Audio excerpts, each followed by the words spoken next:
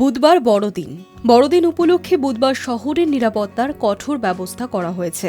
লালবাজার সূত্রে খবর, বড়দিনে পার্ক স্ট্রিট চিড়িয়াখানার মতো জায়গায় ভিড় সামলাতে প্রায় 2000 জন অতিরিক্ত পুলিশ কর্মীকে রাস্তায় নামানো হয়েছে। সেই সঙ্গে থাকছে প্রত্যেকটি থানার পুলিশ বাহিনীও।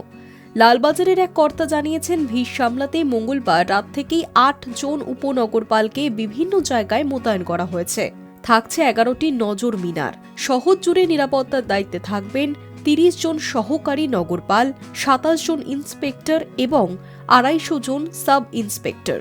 পুলিশ সূত্রে খবর, গোটা শহরে পুলিশ অ্যাসিস্ট্যান্ট বুথ করা হয়েছে 40টি, যেখানে থাকার কথা মহিলা পুলিশ কর্মীদের।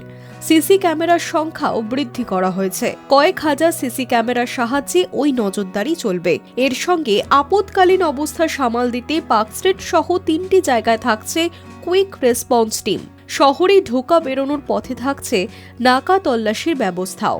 গত এক সপ্তাহে শহরতলি থেকে শুরু করে জেলায় জঙ্গি সন্দেহে ধরা পড়েছে বেশ কয়েকজন। সেই সঙ্গে বাংলাদেশের উদ্বেগজনক পরিস্থিতিতে শহরে অনুপ্রবেশের আশঙ্কাও বেড়েছে। এই অবস্থার কথা মাথায় রেখেই সোমবার নিরাপত্তা বৃদ্ধি করা হয়েছে বলে জানিয়েছিলেন কলকাতার নগরপাল মনোজ বর্মা।